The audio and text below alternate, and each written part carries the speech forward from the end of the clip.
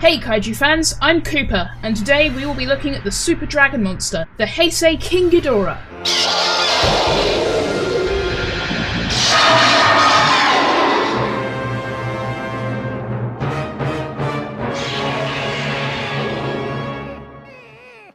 After the middling box office returns of Godzilla vs Biollante, Toho decided to bring back one of the Monster King's most famous adversaries for Godzilla vs King Ghidorah. Instead of a space monster, this new King Ghidorah was created by time-travelling terrorists from the year 2204 to bring Japan to its knees in 1992, before it could become a corrupt economic superpower. After Godzilla left him for dead and began his own rampage across Japan, the turncoat Futurian Emi Kano revived the monster with 23rd century technology and confronted Godzilla in Tokyo as the pilot of Mecha-King Ghidorah. At first, Toho spelled the English name of this version of King Ghidorah as one camel-cased word without an H at the end. This was carried over to the TriStar VHS release as well, though it would later be corrected to the trademarked name.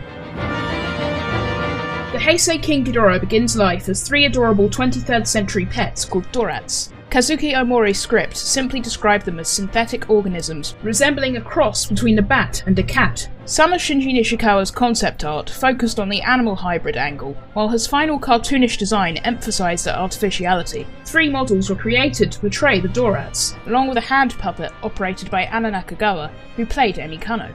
Nishikawa also designed King Ghidorah and Mecha-King Ghidorah. He kept the monster's appearance from the Showa series more or less intact, but based the heads on Western dragons instead of Eastern dragons. This was partially a practical decision. The special effects staff found it too difficult to rotoscope every individual hair on his manes over footage of people fleeing. Koichi Kawakita initially wanted each of King Ghidorah's heads to have differently coloured gravity beams, which can be seen in some test footage, and Noriyoshi Orai's advance poster for the film. A similar idea would end up being used for Mecha-King Ghidorah, as the mechanical central head's gravity beam switches colours back and forth between a purple-light-blue mix and a light-green-red mix. The Shiki Theatre Company modelled King Ghidorah's suit, supervised by Keizo Murase, who worked on the original costume. Mecha-King Ghidorah was a completely separate suit, incorporating fibre-reinforced plastic. 1/3 scale King Ghidorah and Mecha-King Ghidorah props were created for flying scenes, while a Bandai figure was used to cast shadows on the miniature city sets when King Ghidorah was supposed to be flying overhead. Hurricane Ryu Hurricane wore the King Ghidorah suit, aided by 16 piano wires and 9 puppeteers, but the 200kg Mecha-King Ghidorah suit snapped the 18 wires holding it up so frequently the crew decided it was too dangerous to put a person inside. Its plunges still proved hazardous for the miniatures. For the scene of Mecha-King Ghidorah flying over the Tokyo Metropolitan Government Building, the prop was hung from a crane and filmed on an open set. Planning to prevent Japan from becoming a corrupt economic superpower by the 23rd century, a group of time-travelling terrorists known as the Futurians journeyed to 1992 and claimed that Godzilla would return to destroy Japan in the near future, rendering the nation uninhabitable. They assembled a team of Japanese citizens to go back to Lagos Island in 1944, as they believed the Godzillasaurus there would be exposed to an H-bomb test conducted at nearby Bikini Atoll 10 years later and transform into Godzilla. The Futurians teleported the Godzillasaurus to the Bering Sea, where they believed it would die, and in its place, secretly left behind 3 genetically engineered creatures called Dorats. When exposed to the H-bomb, they merged together into King Ghidorah, who the Futurians unleashed on Japan in 1992. He first attacked Fukuoka, tearing the metropolis apart with his gravity beams. The Futurians demanded that the Japanese government surrender to them and follow their demands for rebuilding the country. Godzilla, who had not been erased from history at all, threw a wrench into their plans. The Futurians sent King Ghidorah to kill him, and the two titans duked it out near Hokkaido. Although Godzilla had recently absorbed energy from a nuclear submarine, increasing his height to 100 meters, King Ghidorah still had the edge in maneuverability and firepower. By then, Emi Kano and the android M11 had defected from the Futurians. Helped by the writer Terasawa, they assaulted their comrade's ship, Mother, and destroyed the computer controlling King Ghidorah. The severed connection stunned the three-headed dragon, giving Godzilla time to recover. Though King Ghidorah nearly suffocated him, Godzilla knocked his enemy back with a nuclear pulse, then severed his middle neck with a spiral heat ray. Emi used the subship Kids to teleport Mother and the other Futurians in front of Godzilla, who promptly obliterated them.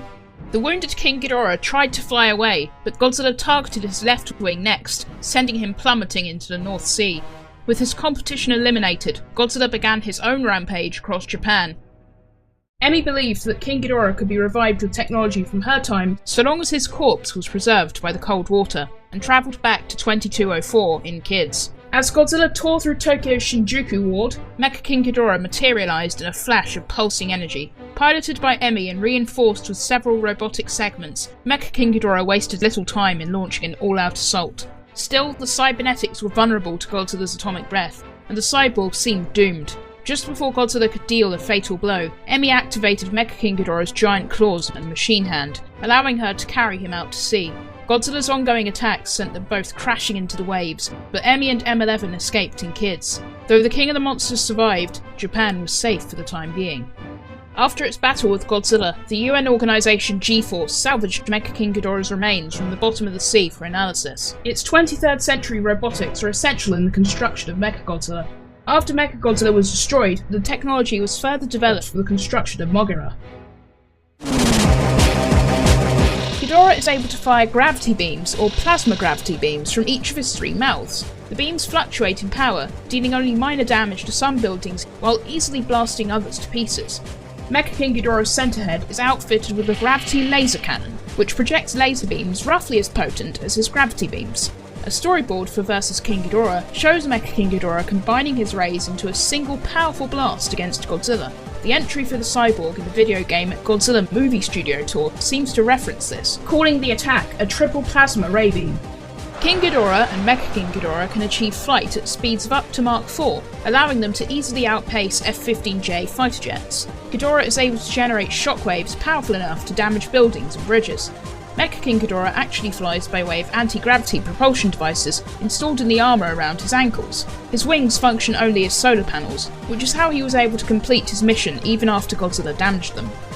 Mecha-King Ghidorah possesses 4 giant claws and a massive machine hand within its chest. Designed specifically for Godzilla, these cables held steady as he attempted to break free and supported his 60,000-ton mass in the air. They also delivered electric shocks to him as soon as they connected. As Kids is stored on board Mecha-King Ghidorah, the cyborg is able to perform time warps to travel through time and space. According to Emmy, the Dorats can sense human emotions through microwave impulses and react accordingly. King Ghidorah was able to knock Godzilla off his feet with a flying kick, then pressed his advantage with a series of powerful stomps.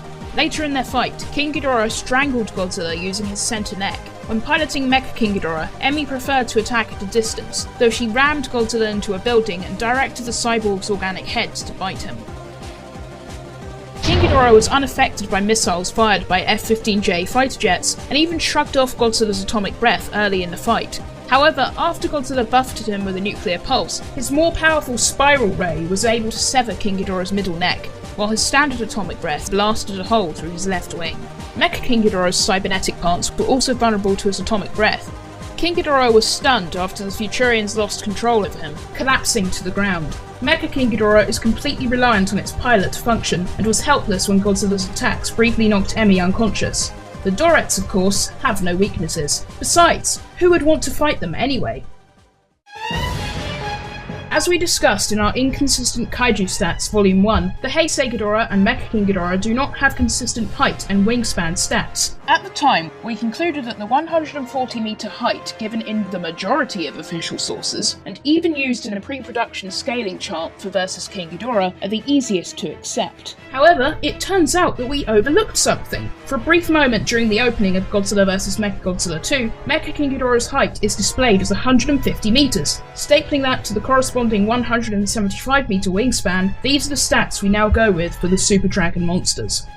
Although Godzilla vs King Ghidorah wasn't legally available in the US until 1998, Trendmasters still featured Mecha-King Ghidorah heavily in their Godzilla toy line from 1994 onward. In their one-shot comic, he does a number on Godzilla before the King of the Monsters throws Mechagodzilla into him. Random House had better timing. They published Godzilla vs the Robot Monsters, in which a Mongolian warlord uses Mecha-King Ghidorah to terrorize the world, 3 months after TriStar released the film on VHS.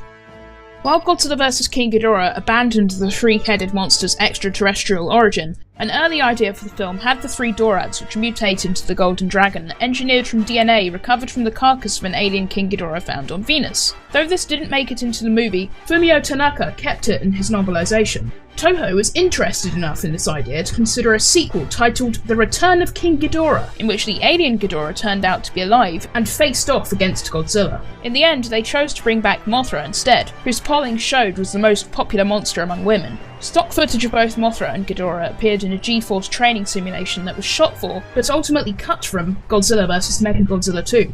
An early concept for the sixth Heisei film also featured an alien named Emperor Ghidorah as the villain, but since Orochi was already starring in Yamato Takeru that same year, the monster was dropped, and ultimately Space Godzilla took its place, who retained its gravity-manipulating beams.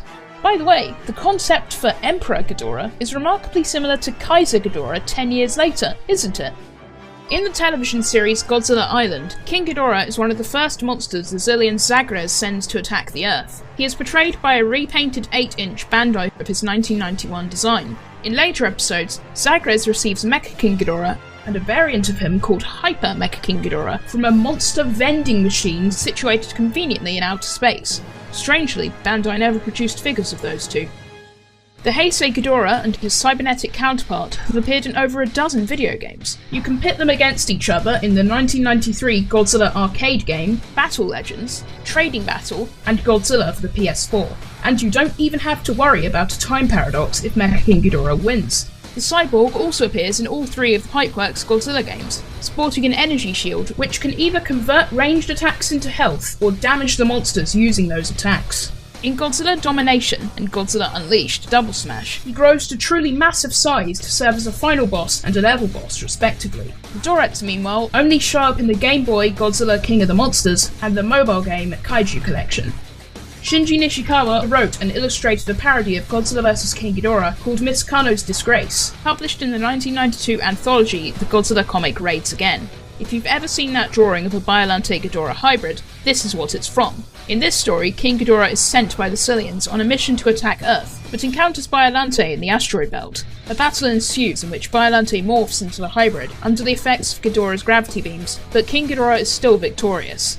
In the Shogakukan adaptation of Godzilla vs. Mecha-Godzilla 2, using Mecha-King Ghidorah's computer system to help build Mecha-Godzilla comes with a price. The cyborg's programming assumes direct control of the robot during the finale, kills Godzilla, and nearly does the same to baby Godzilla.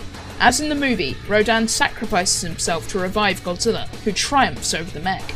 Although Toho limited IDW's ability to explain their monster's origins, they still managed to get Mecha-King Ghidorah into Godzilla Oblivion and Rulers of Earth. In Oblivion, humanity recovers King Ghidorah after hitting him with a nuclear weapon, and mechanizes him using technology from an alternate universe where kaiju dominate the planet. Unfortunately, the humans from that universe try to unload the rest of their kaiju onto ours, leaving Mecha-King Ghidorah and his pilot Ridley hopelessly outnumbered. They managed to hold off the monster army long enough for much of humanity to be evacuated into the other dimension, but it cost them both their lives. In Rulers of Earth, the Cryogs used Gigan to chop off King Ghidorah's middle head before making him into a cyborg. Mecha-King Ghidorah, piloted by the psychic twins Minette and Mallory, fought Godzilla and Anguirus in Russia alongside two Mecha-Godzillas. Despite the long odds, the two Earth monsters prevailed, destroying Mecha-King Ghidorah's control device in the process. After that, he retreated back into space. That's pretty much it for the Heisei Ghidorah. Thank you for watching.